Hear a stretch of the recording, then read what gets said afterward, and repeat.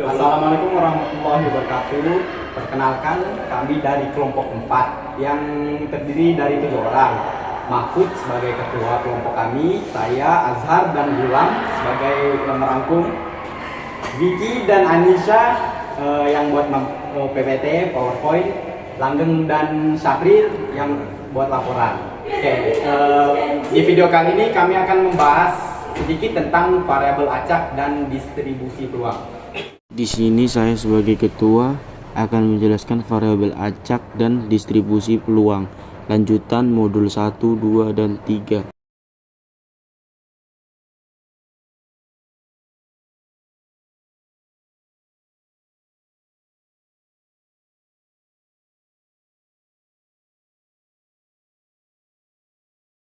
Distribusi peluang.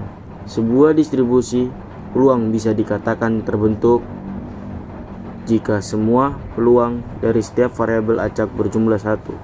Dalam sebuah distribusi peluang akan dibahas 3 pokok bahasan, diantaranya variabel acak, distribusi peluang variabel acak diskrit, dan distribusi peluang variabel acak kontinu.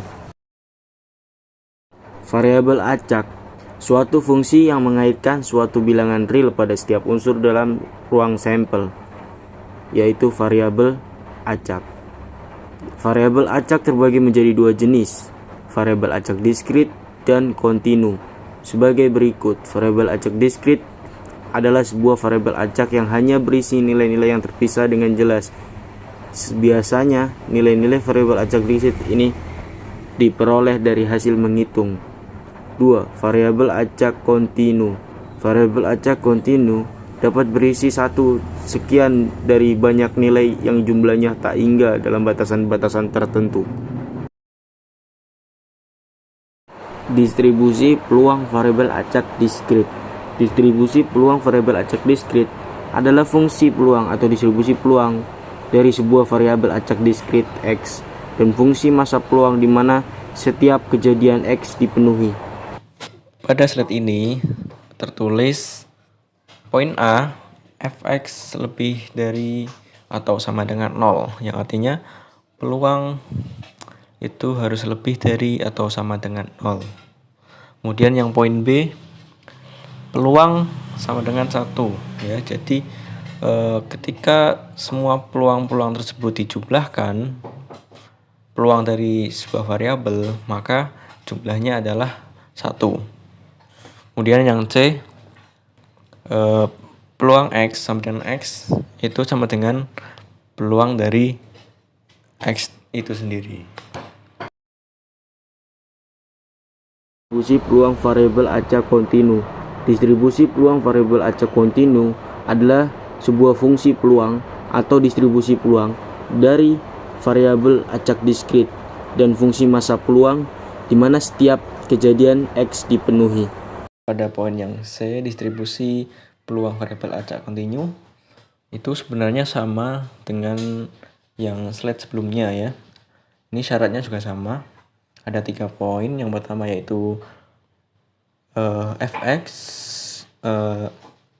lebih dari atau sama dengan 0, yaitu peluangnya itu nilainya harus lebih dari 0 atau sama dengan 0 ya. Kemudian yang B, peluang tersebut, jumlah peluang tersebut jika dijumlahkan yaitu nilainya 1 ya. Jika lebih dari 1 itu tidak bisa disebut sebagai peluang. Kemudian yang C itu ada peluang dari A X B sama dengan peluang itu sendiri. Ekspektasi dan varian distribusi peluang. Karakteristik dari distribusi peluang yang menggambarkan ukuran pemusatan dan ukuran variasi atau keragaman. Ukuran pemusatan bisa ditunjukkan oleh nilai ekspektasi, nilai harapan, dan ukuran keragaman ditunjukkan oleh varians. Nilai ekspektasi atau nilai harapan. Selain ekspektasi, istilah nilai harapan sering disebut dengan mean. Misalkan X adalah variabel acak dengan distribusi peluang fx dalam kurung, maka ekspektasi atau mean dari X didefinisikan berikut ini. Di dalam kotak putih tersebut itu ditulis rumus dari nilai ekspektasi atau nilai harapan ya. Jadi ketika variabel acak tersebut bernilai diskrit atau jenisnya variabel itu diskrit, maka bisa dihitung dengan rumus nilai ekspektasi dari variabel X sama dengan rata-rata sama dengan sigma X dikali peluang. Dan kemudian bawahnya, jika variabel X itu berupa variabel acak kontinu ya atau desimal, maka bisa dihitung dengan rumus nilai ekspektasi X sama dengan rata-rata sama dengan integral variabel X dikali peluang. Variansi yaitu salah satu ukuran variabilitas dalam statistik. Variansi dari variabel acak X atau variansi dari distribusi probabilitas X dinyatakan dengan var X atau dinotariskan dengan Berikut ini adalah rumus untuk mencari variansi. Yang pertama, jika variabel tersebut bernilai diskrit, bisa kita cari dengan rumus berikut ya.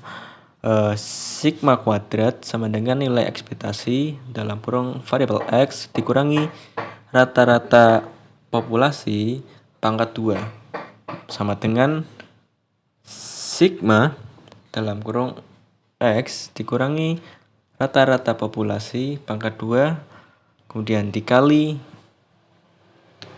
peluang. Kemudian jika variabel tersebut bernilai kontinu, maka bisa dihitung dengan rumus sigma kuadrat sama dengan nilai ekspektasi dalam kurung variabel X dikurangi rata-rata populasi kemudian pangkatkan 2 sama dengan integral dalam kurung variabel X dikurangi rata-rata populasi pangkat 2 dikali distribusi peluang X, seperti itu.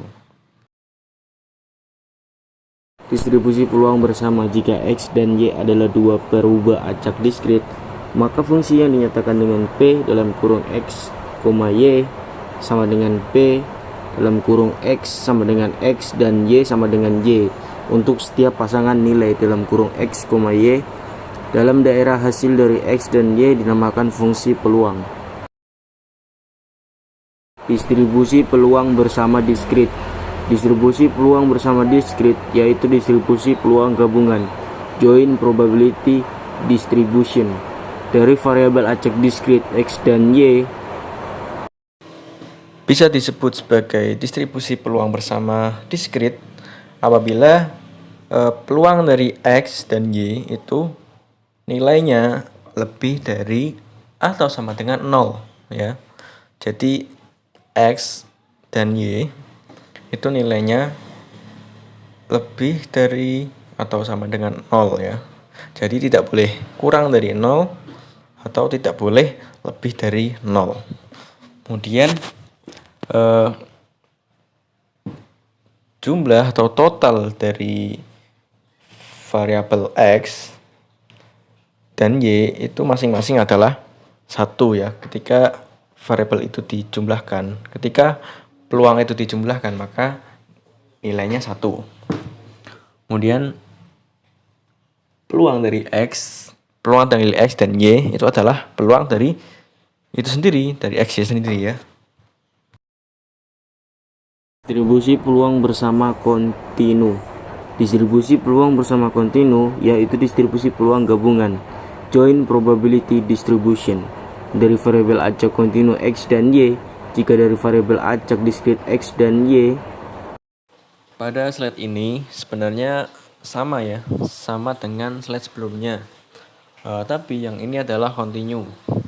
Bisa dikatakan sebagai distribusi peluang bersama kontinu jika peluang dari X, Y itu nilai peluang masing-masing XY itu adalah lebih dari 0 atau sama dengan 0 ya. Jadi peluang actionnya itu tidak boleh kurang dari 0 dan tidak boleh lebih dari 1 seperti itu. Kemudian jumlah peluang X dan jumlah peluang Y itu nilainya masing-masing adalah 1 ya. Kemudian yang terakhir itu ada apa itu? Peluang X dan Y itu sama dengan ya peluang dari X dan Y tersebut ya. Nah, jadi berikut merupakan contoh kasusnya. Misalkan X adalah jumlah munculnya gambar dalam pengetosan 3 buah koin. Tentukan semua nilai X yang mungkin. Jadi solusinya jika kita mendapatkan kasus yang seperti ini, yang pertama harus kita pikirkan adalah jika X merupakan jumlah munculnya gambar, maka kemungkinannya adalah nilai atau angka. Jadi seperti di dalam tabel, X-nya bisa 0, bisa 1, bisa 2, dan seterusnya. Maka rumus untuk mencari jumlah titik sampel untuk pengetosan 3 koin adalah N pangkat K, di mana N merupakan banyaknya kemungkinan hasil, yaitu angka atau gambar. Lalu K-nya adalah banyaknya eksperimen, yaitu 3 atau banyaknya koin yang kita gunakan. Dengan demikian jumlah titik sampel untuk pengetosan 3 koin adalah 2 pangkat 3 atau sama dengan 8. Selanjutnya di sini kita misalkan A itu adalah munculnya angka dan G adalah munculnya gambar. Berarti ada ruang sampel omega besar sebagai hasil dari percobaan yang kita lakukan, yaitu kemungkinan yang seperti kita lihat bisa terjadi adalah angka gambar, angka, dan selanjutnya yang terakhir itu gambar. Nah, jika kita identifikasi terlebih dahulu, X itu menyatakan jumlah gambar yang muncul, maka kemungkinan di titik sampel yang pertama itu yaitu angka. Jadi berapa kemungkinan gambar yang muncul yaitu tidak ada atau 0. Dan begitu selanjutnya. Nah, misalkan angka gambar, kemungkinan muncul gambarnya 1. Angka gambar kemungkinan muncul gambarnya 1, dan selanjutnya. Nah, selanjutnya kita bisa menyimpulkan kemungkinannya dalam bilangan real, yaitu bisa 0, bisa 1, bisa 2, dan bisa 3. Jadi hanya ada 4 kemungkinan. Tidak mungkin kurang dari 0 dan tidak mungkin lebih dari 3. Selanjutnya hasil dari pemetaan yang kita lakukan tadi dapat kita tampilkan dalam pengelompokan dari titik-titik sampel yang jumlah gambarnya sama. Kira-kira kita dapat melihat seperti dalam tabel X-nya itu 0, 1, 2, 3, maka diperoleh untuk X sama dengan 0, maka titik sampelnya hanya 1, yaitu angka, dan begitu selanjutnya. Nah, di sini kita dapat simpulkan dari titik sampel yang kita lihat ini dan kita bandingkan dengan jumlah seluruh kemungkinan titik sampel yang mungkin terjadi dalam pengetosan 3 buah koin tersebut. Jadi di X sama dengan 0, titik sampelnya kemungkinan peluangnya 1/8. Untuk X sama dengan 1 adalah 3/8, X sama dengan 2 adalah 3/8, dan untuk X sama dengan 3 peluangnya adalah 1/8. Artinya 1 kemungkinan dari seluruh 8 kemungkinan. Nah, kita harus ingat bahwa kita juga memiliki sifat-sifat peluang, di mana sifat peluang itu sendiri adalah peluang X sama dengan X lebih besar sama dengan 0. Kalau kita dapat perhatikan seperti dalam tabel, kalau semua peluangnya itu lebih besar atau lebih besar sama dengan 0. Yang kedua, bahwa sigma peluang X sama dengan X untuk semua nilai X yang mungkin harus berjumlah sama dengan 1. Kita harus ingat di sini bahwa X yang mungkin itu adalah bisa 0, bisa 1, bisa 2, dan bisa 3. Dan jika kita menghitung seluruh peluangnya, itu kita dapat hasilnya 8/8 atau sama dengan 1. Jadi ini intinya ya teman-teman, kalian harus tahu konsep daripada variabel acak ya. Jadi variabel acak itu ada dua, variabel acak diskrit dan variabel acak kontinu. Dan keduanya itu berbeda ya, berbeda. Kalau variabel diskrit itu nilainya dapat dihitung ya, contoh jumlah siswa dalam satu kelas itu kan sudah pasti ya, jumlahnya dapat dihitung ya. Nah, sedangkan variabel kontinu itu nilai dari variabel tersebut itu tidak dapat dihitung ya, atau tidak terhingga. Contohnya